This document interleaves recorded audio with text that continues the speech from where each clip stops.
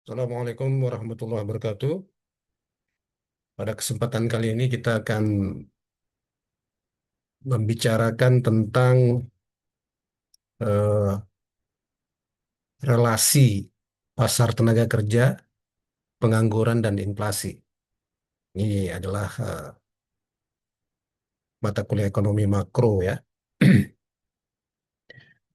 Baik, jadi ada beberapa konsep dasar kalau kita ingin memahami tentang relasi pasar kerja, pasar tenaga kerja, pengangguran, dan inflasi. Yang pertama itu adalah unemployment rate atau tingkat pengangguran. Ini adalah rasio jumlah orang yang menganggur terhadap jumlah total labor force, ya, jumlah total eh, tenaga kerja. Jadi jumlah pengangguran dibagi dengan jumlah tenaga kerja itu adalah tingkat pengangguran. Nah, kemudian ada konsep dasar yang lain yaitu adalah cyclical unemployment. Apa itu cyclical unemployment? Cyclical unemployment itu adalah ketika terjadi kenaikan pengangguran sepanjang periode resesi dan depresi. Ketika suatu perekonomian itu mengalami resesi, depresi, maka pengangguran pada saat itu namanya adalah cyclical unemployment.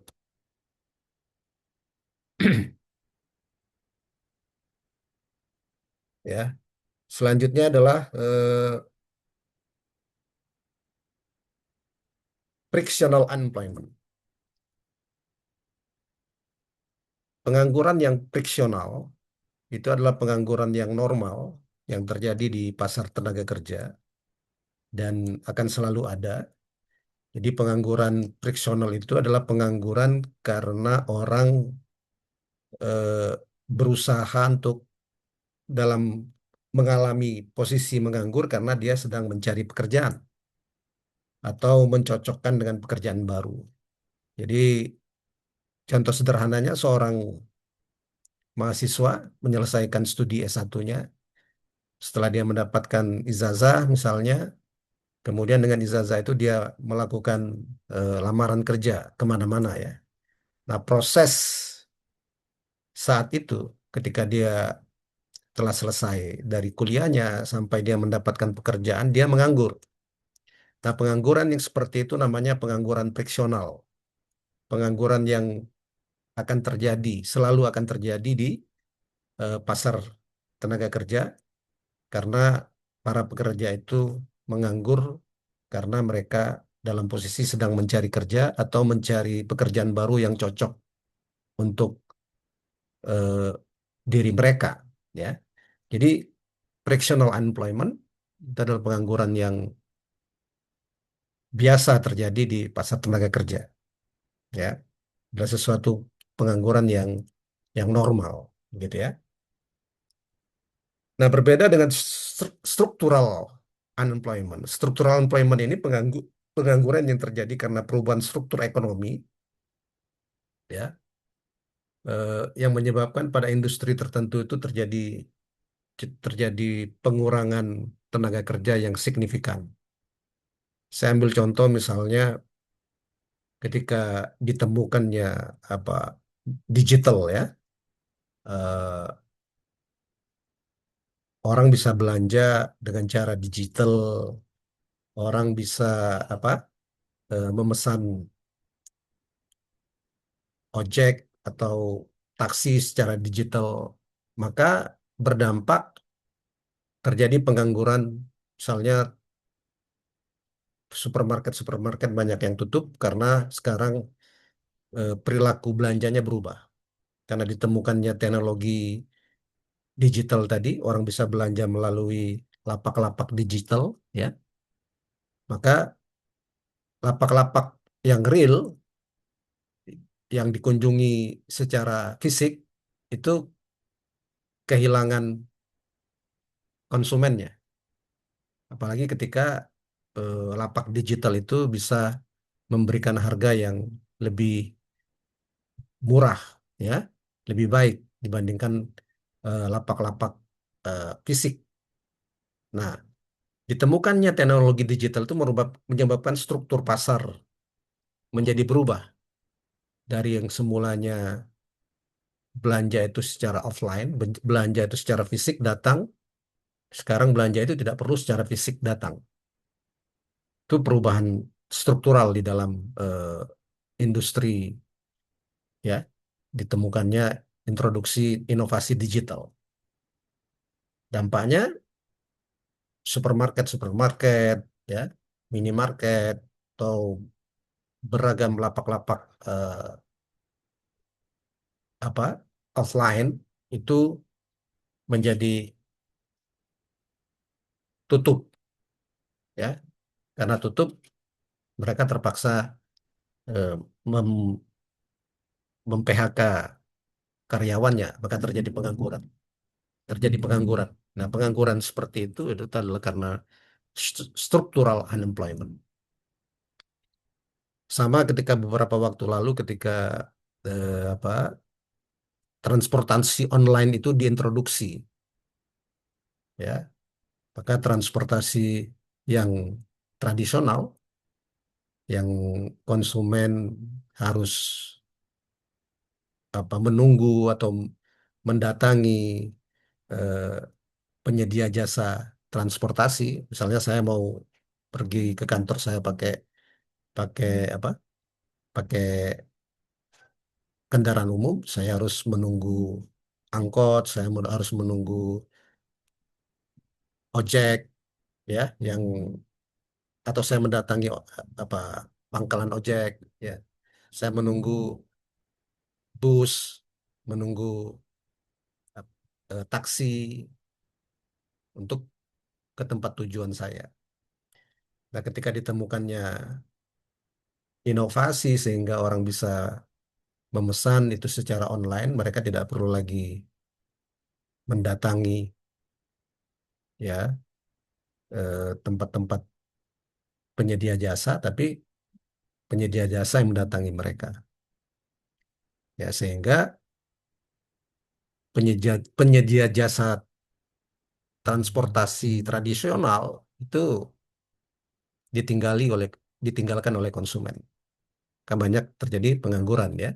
Sopir-sopir taksi harus, kalau tidak mau beralih ke apa transportasi online, jasa transportasi online, mereka akan eh, tidak mendapatkan pekerjaan atau menganggur. Nah, itu pengangguran sedemikian itu adalah pengangguran dikarenakan perubahan struktur ekonomi, ya, atau pengangguran yang struktural. Nah, sekarang kita masuk pada pandangan teori klasik tentang pasar tenaga kerja. Di dalam mazhab ekonomi ada yang dinamakan dengan classical ekonomi, ya, ekonomi, school of thought di dalam ekonomi atau mazhab di dalam ekonomi makro itu yang yang terkategorikan sebagai classical, ya, atau bermazhab klasik itu mengatakan bahwa jumlah tenaga kerja yang diminta dan jumlah tenaga kerja yang ditawarkan itu selalu berada di dalam keadaan equilibrium atau keadaan seimbang. Artinya berapapun demand yang diminta, maka akan bisa segera dipenuhi oleh suplai tenaga kerja.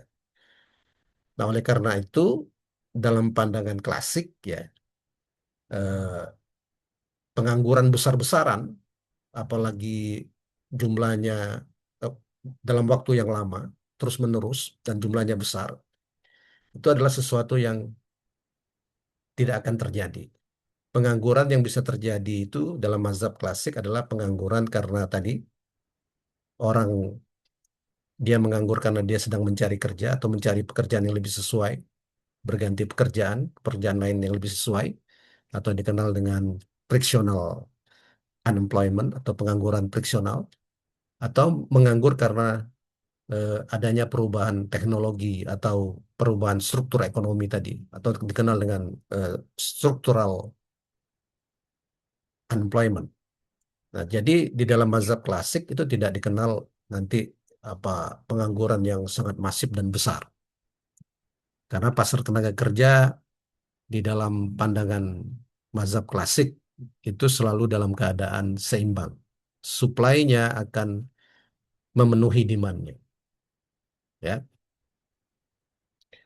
Nah, jadi kalau kita lihat ini adalah gambar sederhana dari pasar tenaga kerja bermazhab klasik, di mana yang berwarna merah ini adalah kurva demand, sedangkan yang berwarna biru itu kurva supply. Kurva supply ini adalah berkemiringan positif, ya. Artinya kalau tingkat upah itu naik, maka suplai tenaga kerja akan meningkat ke pasar. Ya, suplai tenaga kerja dari rumah tangga akan lebih banyak ke pasar kalau harga naik. Makanya kurva suplainya bentuknya yang biru ini berslope positif. Artinya kalau kalau tingkat upah naik, maka jumlah tenaga kerja yang ditawarkan ke pasar akan naik juga. Sementara kurva demand dari tenaga kerja itu yang merah, itu adalah kurva demand atau kurva permintaan tenaga kerja, itu berkemiringan negatif. Artinya kalau tingkat upahnya naik, maka perusahaan-perusahaan akan mengurangi permintaan tenaga kerja, ya. Sebaliknya kalau tingkat upahnya turun, maka perusahaan dan industri akan meningkatkan permintaan tenaga kerja. Nah, ada satu hal yang paling mendasar dalam pandangan mazhab klasik, bahwa kurva supply dan demand itu selalu berada dalam dalam posisi saling sama satu sama lain atau seimbang, ya. Jadi jumlah supply dan demand itu seimbang di pasar. Jadi berapapun demandnya pasar akan terpenuhi oleh supply-nya, begitu, ya. Oleh karena itu secara gambar dia punya satu titik keseimbangan, yaitu titik potong antara kurva supply dan demand, yang menunjukkan kurva supply dari tenaga kerja itu selalu dalam keadaan sama atau seimbang dengan, eh, saya ulangi, jumlah yang tenaga kerja yang disuplai ke pasar itu akan selalu sama dengan jumlah permintaan dari tenaga kerja itu oleh industri dan perusahaan. Nah, itu adalah kurva kurva klasik, ya. Nah, jadi dalam pandangan klasik, kalau permintaan tenaga kerja menurun misalnya, ya, contohnya ini kurva demand itu, eh, permintaan tenaga kerjanya menurun daripada tingkat upah tertentu, jumlah yang diminta tenaga kerja oleh industri dan perusahaan menurun, itu ditunjukkan dengan kurva agregat demand D0, ini D0 bergeser ke D1, bergeser ke kiri, ya, sehingga titik keseimbangannya awal itu tingkat upahnya adalah W0, di mana tenaga kerja yang terlibat di pasar kerja adalah L0. Pada ketika terjadi penurunan permintaan tenaga kerja, itu menyebabkan tingkat upah akan turun ke bawah sebesar W1, dan labor atau tenaga kerja juga akan berkurang menjadi L1 dan tetap dalam keadaan seimbang pada posisi eh, keseimbangan yang baru, di mana pada posisi keseimbangan yang baru tingkat upahnya memang lebih rendah dari keseimbangan yang terdahulu, yaitu W1, sedangkan juga serapan tenaga kerjanya di pasar juga lebih kecil dibandingkan eh, jumlah tenaga kerja pada keseimbangan sebelumnya, yaitu ada di L1. Nah, tetapi yang digarisbawahi dalam penjelasan klasik, pasar tenaga kerja itu selalu dalam keadaan equilibrium, selalu bisa menyesuaikan diri antara supply dan demand, ya. Jadi ketika permintaan tenaga kerja itu turun, tingkat upah turun, maka tidak akan ada pengangguran. Karena apa? Setiap orang yang ada di perekonomian itu bersedia untuk dibayar pada tingkat upah yang lebih rendah, sehingga tidak ada yang menganggur, ya. Nah, ide klasik ini sebenarnya eh, se- konsisten ya dengan pandangan, juga pandangan dari eh, konsep agregat supply klasik, yaitu berupa agregat supply klasik itu adalah gambarnya adalah vertikal, ya. Jadi vertikal. Jadi tenaga kerja itu selalu digunakan secara penuh, ya.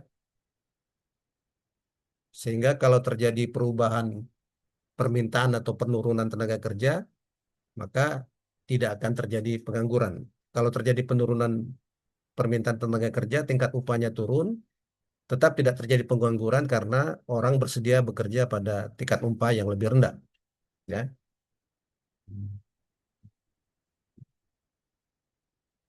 Hanya sebagaimana yang telah kita sampaikan pada tayangan terdahulu yang berkaitan dengan kurva agregat demand, agregat supply, eh, bahwa kebijakan moneter dan kebijakan fiskal pada saat kurva agregat supply itu berada dalam kondisi vertikal itu tidak efektif, tidak bisa meningkatkan output, ya, atau income nasional, hanya mampu berimplikasi terhadap inflasi, ya. Kalau kebijakan fiskalnya itu ekspansif atau kebijakan moneternya ekspansif, atau deflasi kalau kebijakan fiskal dan moneternya adalah kebijakan ketat, ya, atau kontraktif.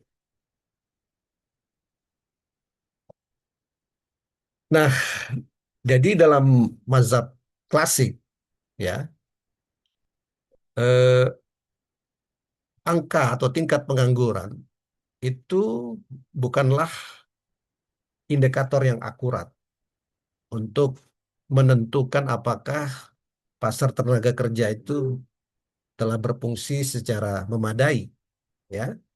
Karena unemployment, apalagi unemployment dalam jumlah yang masif dan dalam jangka waktu yang panjang, itu mustahil terjadi dalam mazhab klasik, ya.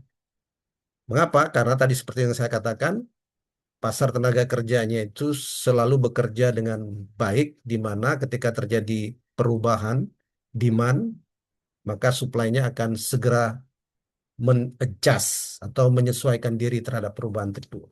Jadi kalau terjadi penurunan permintaan tenaga kerja, maka supply-nya akan segera menyesuaikan diri dengan cara tingkat upahnya akan turun, sehingga eh, supply tenaga kerjanya, sorry, saya ulangi, eh, permintaan yang turun tadi, ya, itu akan menurunkan tingkat upah yang lebih rendah, tetapi karena orang masih bersedia untuk bekerja pada tingkat upah yang lebih rendah, maka tidak terjadi pengangguran. Itu dalam pandangan mazhab klasik. Jadi dalam mazhab klasik, tingkat upah, tingkat pengangguran itu bukan sesuatu indikator yang penting untuk menilai eh, apakah pasar kerja itu bekerja dengan baik atau tidak, ya.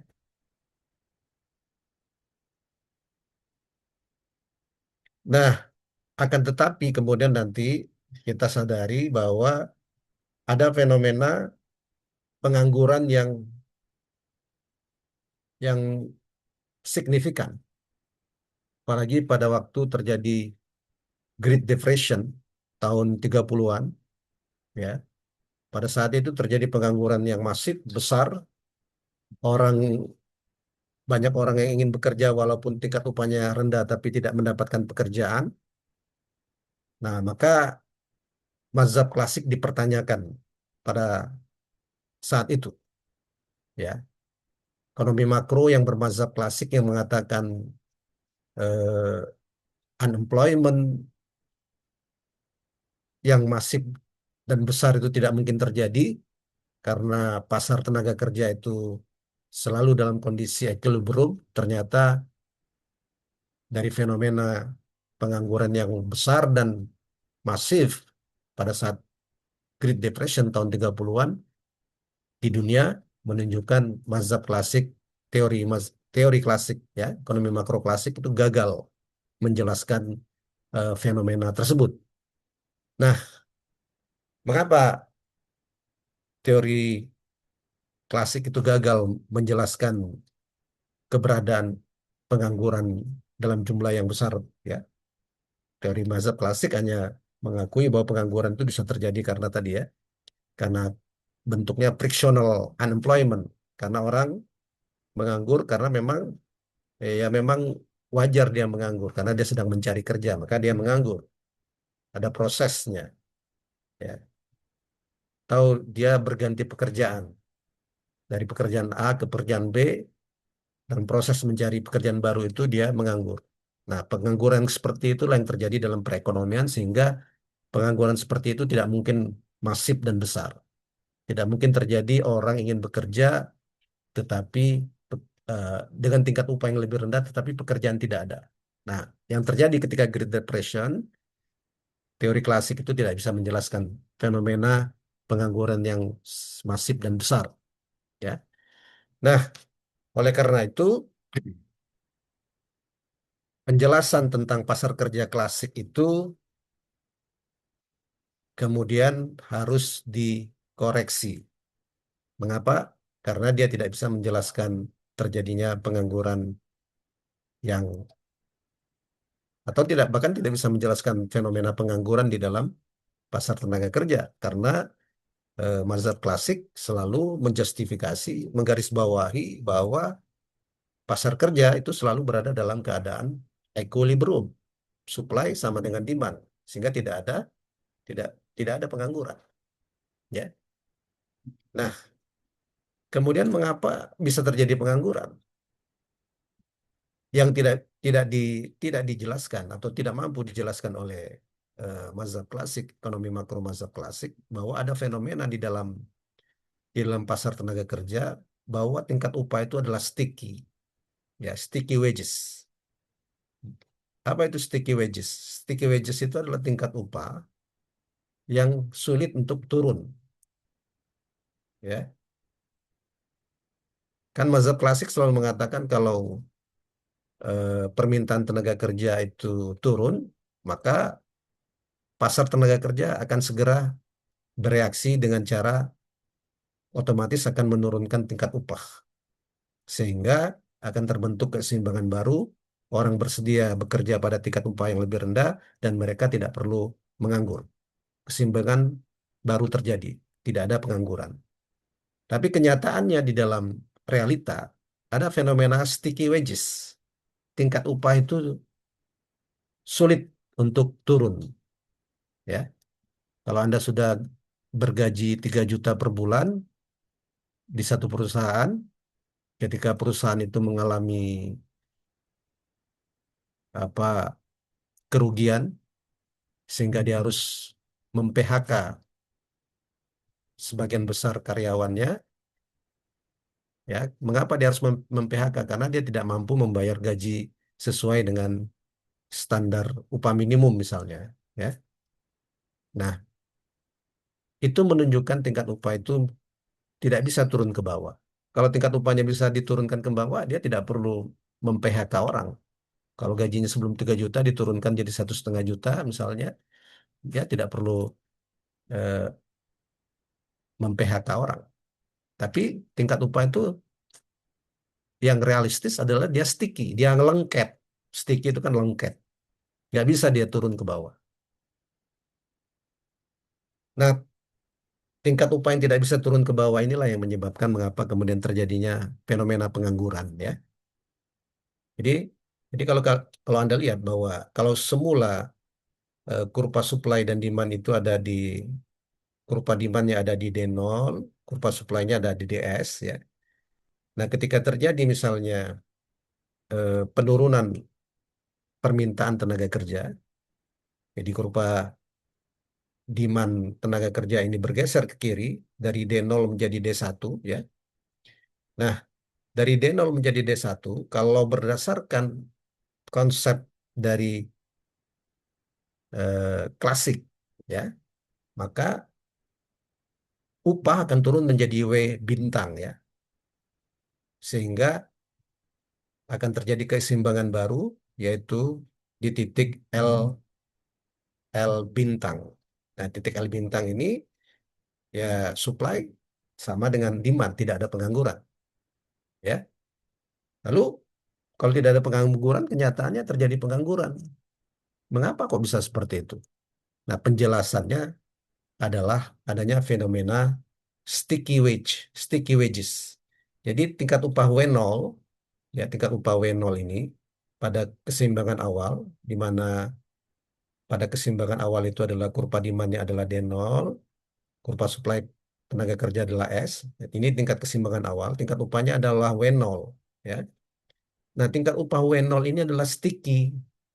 Dia tidak bisa turun ke bawah seperti yang dikatakan oleh pemikir bermazhab klasik. Dia tetap di W0 ini. Nanti kita akan jelaskan mengapa tingkat upah itu tidak bisa turun. Salah satunya misalnya adanya aturan upah minimum, ya. Upah minimum itu menyebabkan ya tidak bisa tingkat upahnya turun dari upah minimum karena itu adalah peraturan peraturan negara, ada perundang-undangan, ya. Nah, ketika tingkat upah ini tidak bisa turun, tetap di W0 dan kurva demand-nya bergeser ke D1 ke kiri, jumlah permintaan tenaga kerjanya menurun, maka yang terjadi tingkat upahnya tetap di W0. Jadi dia ada di sini, ya. Yang diminta oleh perusahaan adalah L1, tapi yang disuplai oleh rumah tangga adalah L0, sehingga ada surplus, ya, surplus supply atau ya kalau namanya surplus supply ya pengangguran ya. Dia ada sejumlah L1 sampai L0 itu adalah jumlah orang yang tidak dapat pekerjaan. Karena yang diminta perusahaan itu hanya sebesar L1, yang ditawarkan tenaga kerja, jumlah tenaga kerja seluruh perekonomian ada di L0. Nah, inilah mengapa kemudian ini terjadi pengangguran. Ya. Mengapa terjadi pengangguran? Karena tingkat upah W0 ini nggak bisa turun menjadi W bintang. Kalau dia bisa turun menjadi W bintang, maka tidak akan terjadi pengangguran. Karena akan terbentuk keseimbangan baru, yaitu di W bintang dan L bintang. Di sini supply-nya kembali sama dengan demand. Tidak ada gap antara supply dan demand. Ya. Nah, ini penjelasan mengapa terjadinya pengangguran. Karena tingkat upah dalam realitasnya itu tidak bisa turun ke bawah. Tetapi mazhab klasik berasumsi, berteori bahwa tingkat upah itu dia adalah fleksibel, dia bisa naik dan bisa turun. Ya, pada kenyataannya, pada realitasnya, tingkat upah itu tidak bisa turun. Ya, nah, itulah yang menyebabkan ketika dia tidak bisa turun, eh, yang menyebabkan terjadinya pengangguran. Dan itu yang tidak tidak bisa dijelaskan oleh eh, ekonomi makro bermazhab klasik. Nah, jadi tingkat upah tadi tidak bisa turun ke bawah. Mengapa? Karena ada sejumlah fenomena di dunia nyata yang menyebabkan tingkat upah itu tidak bisa eh, turun ke bawah, ya. Yang pertama misalnya karena ada kontrak, ikatan kontrak, ya, bahwa antara perusahaan dengan tenaga kerjanya, kontrak tentang kewajiban, hak dan seterusnya, salah satunya adalah salary, gaji, upah, ya. Nah, jadi ketika terjadi gangguan terhadap perusahaan itu, ya mereka tidak bisa mengadjustnya melalui tingkat upah karena sudah ada kontrak. Kontrak itu tidak bisa dilanggar. Buat tingkat upah seorang pekerja itu misalnya adalah eh, sebesar upah minimum regional, upah minimum kabupaten kota, ya, tidak bisa dilanggar. Yang bisa dilakukan untuk melakukan adjustment bukan menurunkan tingkat upah, tapi adalah mem-PHK, mengurangi jumlah mengurangi jumlah tenaga kerja yang mereka gunakan. Nah, itulah yang menyebabkan terjadinya pengangguran. Karena tingkat upah tadi tidak bisa turun ke bawah. Bisa terjadi karena ada fenomena kontrak tadi, atau ada karena fenomena-fenomena sosial dan fenomena yang lainnya, ya. Contohnya misalnya penjelasannya lain bahwa tingkat upah itu tidak bisa turun ke bawah karena para pekerja sendiri memiliki apa penilaian komparasi antara eh, tingkat upah di sektor yang lain dengan tingkat upah yang menawarkan pekerjaan kepada mereka, ya. Contohnya seorang mahasiswa sarjana S1 tentu kecenderungannya akan mengabaikan tawaran pekerjaan sebagai misalnya eh, yang mensyaratkan hanya lulusan SMA, ya, dengan tingkat gaji yang menurut dia itu bukan bukan level untuk seorang sarjana S1. Nah, hal-hal yang demikian itu secara teoritis namanya dalam teori ekonomi makro adalah relative wage explanation of unemployment. Jadi pekerja itu dia concern dengan eh, tingkat upah relatif antara industri yang menawarkan pekerjaan dengan industri lain, ya. Contohnya saja misalnya mengapa eh, perusahaan BUMN akan lebih lebih diminati oleh pencari kerja, oleh tenaga apa labor pencari kerja dibandingkan perusahaan UMKM, ya. Ya karena tadi ada relative wage explanation of unemployment, ya. Jadi mereka menilai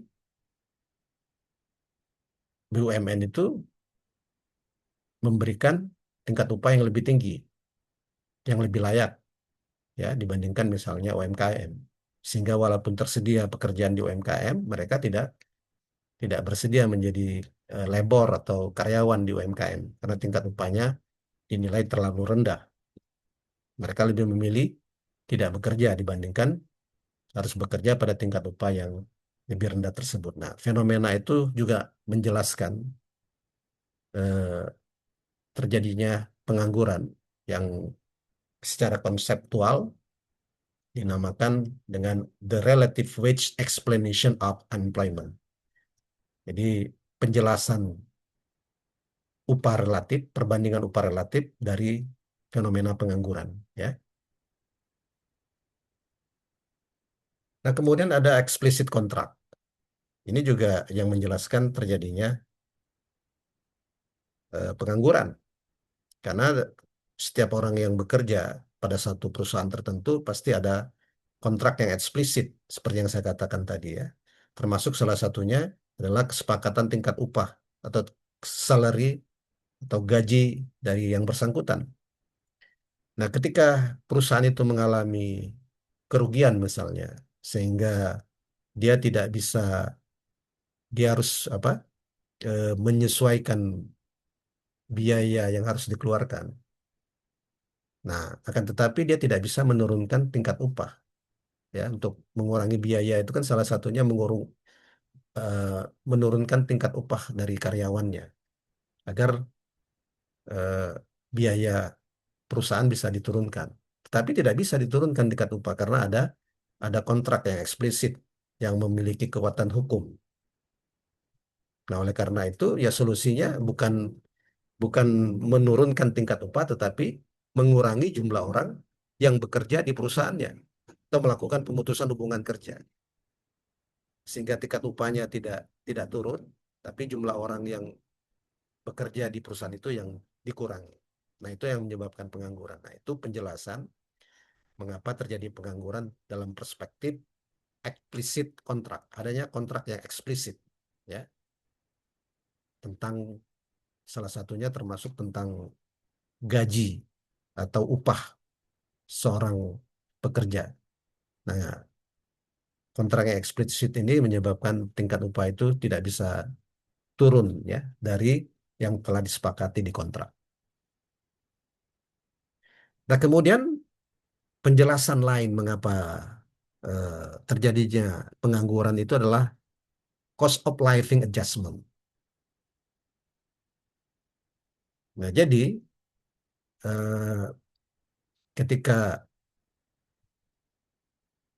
dalam apa di dalam kontrak-kontrak kesepakatan kontrak, ya, yang mengikat, ya, antara perusahaan dengan karyawannya atau tenaga kerjanya, itu selalu mempertimbangkan aspek cost of living adjustment, ya. Eh, Dia mempertimbangkan aspek-aspek biaya hidup, ya, sehingga eh, yang terjadi tingkat upah itu kecenderungannya akan diminta naik, bukan bukan turun, karena cost of living itu cenderungnya adalah naik, ya, sehingga ya tingkat upah itu menjadi sulit untuk turun, ya, karena tingkat upah yang saat ini disepakati itu sudah mengakomodasi aspek biaya hidup untuk seorang karyawan dengan spesifikasi tertentu. Jadi tidak bisa diturunkan, ya. Nah, ketika diturunkan, itu ada aspek-aspek eh, pelanggaran hukum misalnya, ya. Makanya ya tidak bisa diturunkan. Ketika tidak bisa diturunkan itulah yang menyebabkan tadi penjelasan terjadinya pengangguran, ya. Nah, kemudian juga ada fenomena the efficiency wage, ya. Jadi ada kenyataan di dunia nyata perusahaan-perusahaan yang memang sengaja memberikan kepada labornya, kepada pekerjanya, itu tingkat upah yang lebih tinggi dari harga tingkat upah pasar, ya, tingkat upah pasar. Tujuannya agar karyawan mereka itu betah, ya, tidak apa tidak berpikir untuk mencari pekerjaan lain. Nah, tetapi dampaknya ini menyebabkan eh, apa menjadi benchmark dari banyak pencari kerja yang lain, yang menyebabkan mereka akan menilai tingkat upah yang diberikan oleh perusahaan-perusahaan sedemikian itu adalah tingkat upah yang standar. Akibatnya ketika ada perusahaan lain yang memberi tingkat upah yang sebenarnya merupakan tingkat upah pasar rata-rata, mereka tidak tidak bersedia menerimanya, ya. Mereka lebih suka menganggur karena menilai tingkat upah yang selayaknya itu adalah tingkat upah yang diberikan oleh perusahaan-perusahaan tertentu, yang sebenarnya perusahaan itu tadi seperti saya katakan memberikan tingkat upah itu adalah tingkat upah yang di atas tingkat upah pasar, agar dengan tujuan untuk menjaga loyalitas dan komitmen karyawannya. Baik.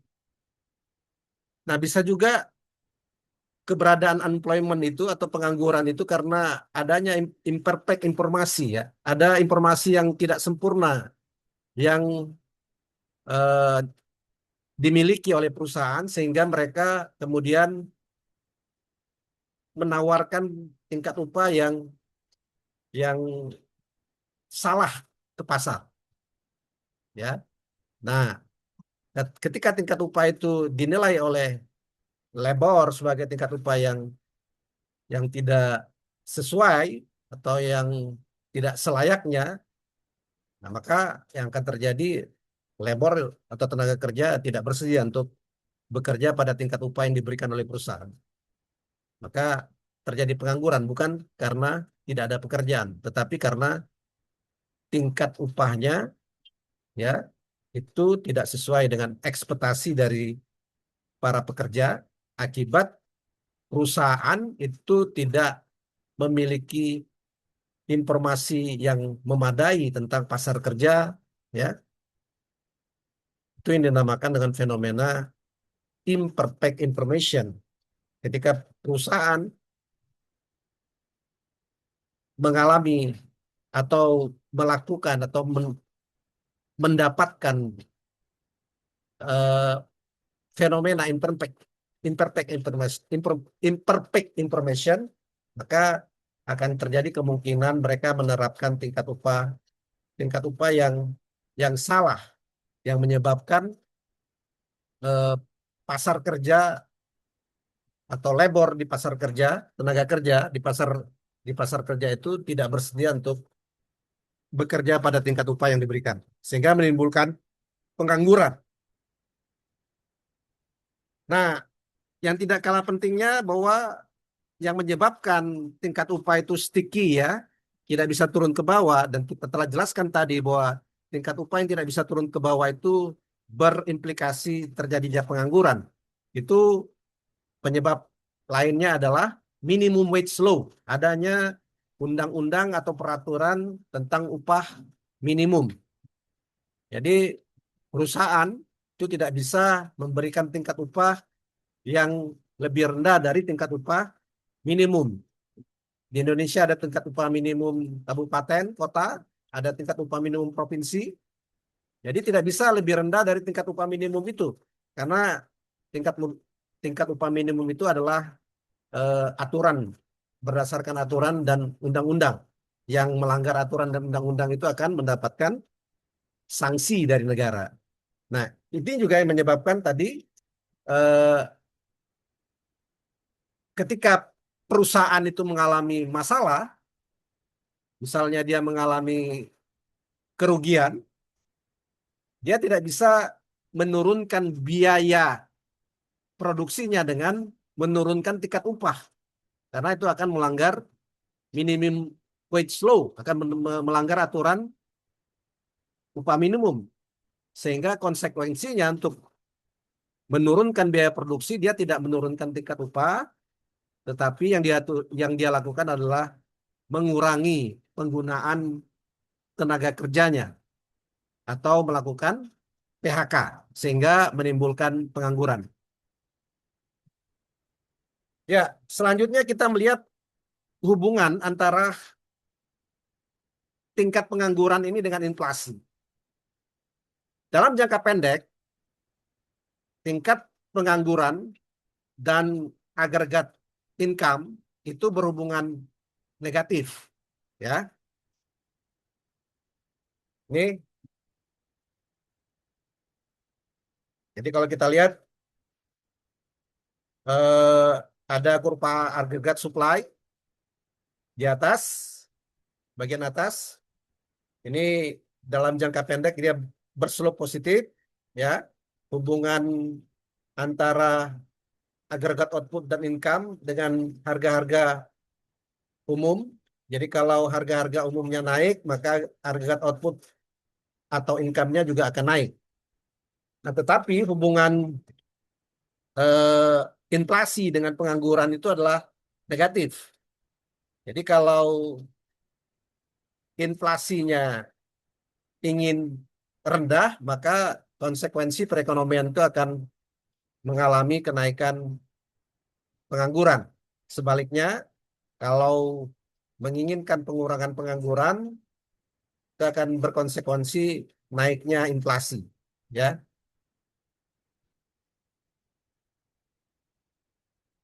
jadi ini ada definisi dasar. Jadi tingkat inflasi itu adalah persentase perubahan dari level harga-harga umum, kemudian ada Phillips curve atau kurva Philip. Kurva Philip ini adalah menunjukkan hubungan antara inflasi, tingkat inflasi dan tingkat pengangguran, ya. Jadi kurva Philip kalau dilihat di gambar ini, di slide ini, ada semacam tarik ulur, trade off antara inflasi dan employment. Jadi kalau Anda ingin inflasinya rendah, gitu ya, maka konsekuensinya penganggurannya akan naik. Jadi kalau inflasinya P-nya turun ke bawah, maka unemployment-nya akan ke kanan. Makanya grafiknya itu adalah berslope negatif antara hubungan antara inflasi dengan pengangguran, tingkat pengangguran, ya.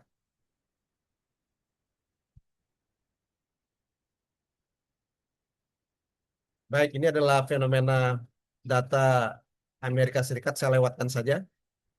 Nah, jadi kalau kita lihat eh, bahwa dari gambar yang ada di slide ini, inflasi itu bisa terjadi karena yang pertama, kurva agregat supply itu bergeser ke kiri, ya kan? Ketika kurva agregat supply bergeser ke kiri, itu yang terjadi adalah kenaikan harga-harga, ya. Semakin bergeser ke kiri, harga-harganya akan semakin naik. Nah, diikuti juga dengan pertumbuhan ekonomi yang menurun. Jadi kalau kurva agregat supply itu bergeser ke kiri, inflasi yang diikuti dengan pertumbuhan ekonomi negatif. Nah, sebaliknya kalau kurva agregat supply yang bergeser ke kanan, sementara agregat supply-nya tetap, sorry, saya ulangi, ketika kurva agregat demand bergeser ke kanan, sementara kurva agregat supply-nya tetap, yang terjadi adalah inflasi diikuti dengan pertumbuhan ekonomi. Ya, jadi agregat output, target income-nya naik, dan harga-harga juga naik. Ya,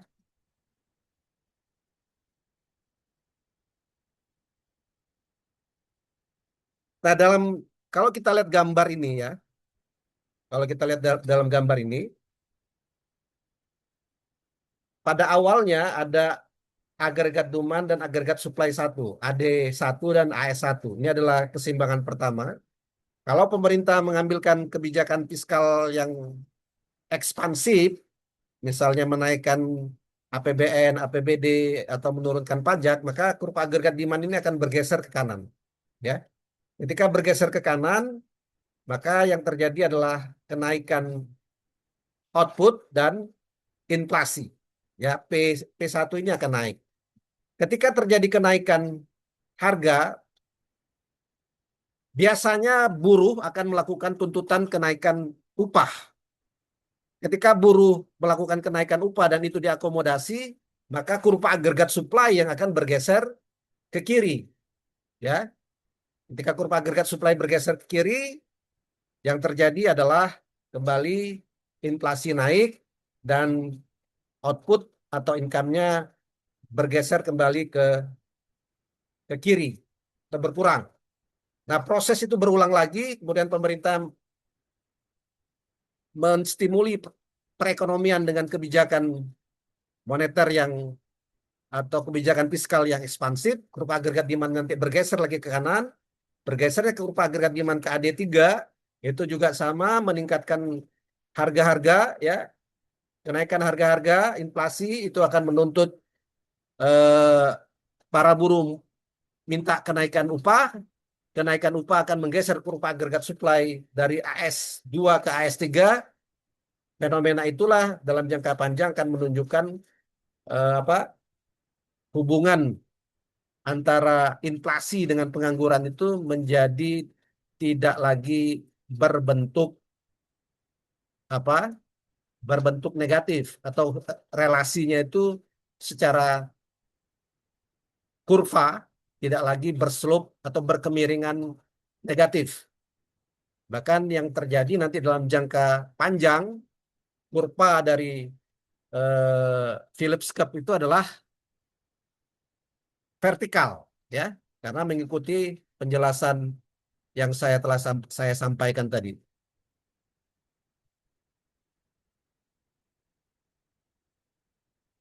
Ya, ini saya lewatkan, ini adalah apa penjelasan untuk Amerika Serikat, ya.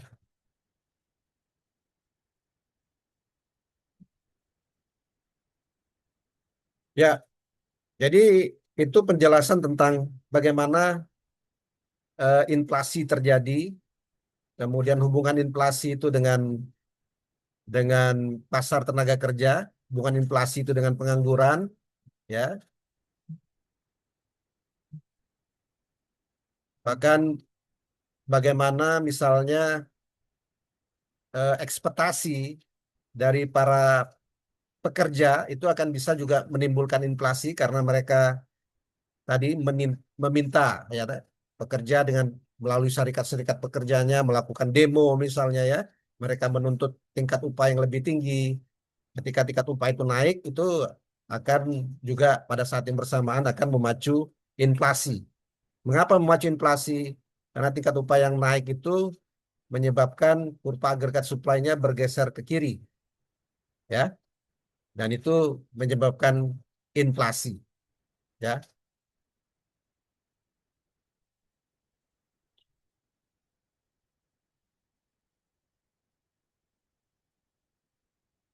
Nah, ini penjelasan eh, bagaimana kurva agregat supply dan agregat demand berinteraksi dan menghadirkan inflasi. Tadi telah saya jelaskan, ya. Misalnya ini ketika yang merah ini Y0 LRAS itu adalah kurva agregat supply jangka panjang, yaitu menunjukkan perekonomian dalam keadaan full capacity. Jadi semua tenaga kerja sudah digunakan, modal sudah digunakan, ya. Kemudian juga tidak ada perubahan teknologi, ya. Nah, ketika pada saat keseimbangan awal yaitu AD0 dan AS0, AD0 dan AS0, kemudian pemerintah melakukan kebijakan fiskal yang ekspansif atau kebijakan moneter yang ekspansif, maka berupa agregat demand akan bergeser ke kanan dari AD0, ya, dari AD0 menjadi AD1. Dampaknya itu harga-harga naik dari P0 ke P1 dan terjadi pertumbuhan ekonomi dari Y0 ke Y1, kenaikan agregat output atau kenaikan income dari Y0 ke Y1. Akan tetapi kenaikan harga-harga tadi dari P0 ke P1, inflasi, ya, itu akan menyebabkan tuntutan para tenaga kerja, para buruh untuk meminta kenaikan upah. Dan Anda tahu, ketika terjadi kenaikan upah itu berarti biaya produksi industri itu naik, biaya produksi industri naik, maka kurva agregat supply akan bergeser ke kiri dari AS0 menjadi AS1. Nah, ketika dia bergeser ke kiri, maka dia berada pada tingkat keseimbangan, yaitu kembali outputnya atau income-nya menjadi Y0, tetapi inflasinya naik dari P1 menjadi P2. Nah, proses ini kalau dilanjutkan terus, maka akan terjadi berulang, eh, inflasinya semakin tinggi, tetapi dalam jangka panjang tingkat output itu tetap berada pada Y0. Nah, oleh karena itu mengapa kurva agregat supply jangka panjang itu dia vertikal, ya. Long run agregat supply itu vertikal, ya. Sementara yang berslope positif, agregat kurva agregat supply yang berslope positif itu adalah kurva agregat supply jangka pendek. Nah, jadi sama dengan penjelasan yang tadi, maka unemployment rate dalam jangka panjang, kurva Phillips jangka panjang, itu adalah vertikal. Karena pada jangka panjang tadi, eh, tingkat di mana apa tingkat full capacity semua tenaga kerja itu sudah digunakan itu adalah U bintang ya. Jadi bagaimanapun stimulasi yang dilakukan oleh pemerintah atau kebijakan para pengambil kebijakan moneter, maka tingkat output itu dalam jangka panjang akan kembali kepada full capacity-nya. Nah, dalam full capacity itu tenaga kerja semua digunakan sehingga dalam jangka panjang seperti agregat supply kurva hubungan antara inflasi dengan unemployment rate atau Phillips curve jangka panjang, kurva Phillips jangka panjang itu juga vertikal ya, bentuknya vertikal.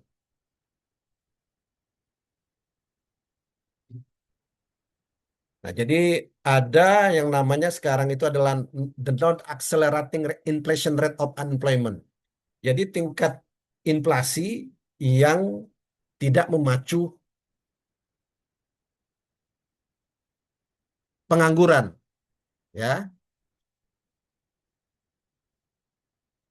Jadi ada hubungan antara ternyata pengangguran dengan inflasi ini ada seperti yang kita tahu tadi ada hubungan ya.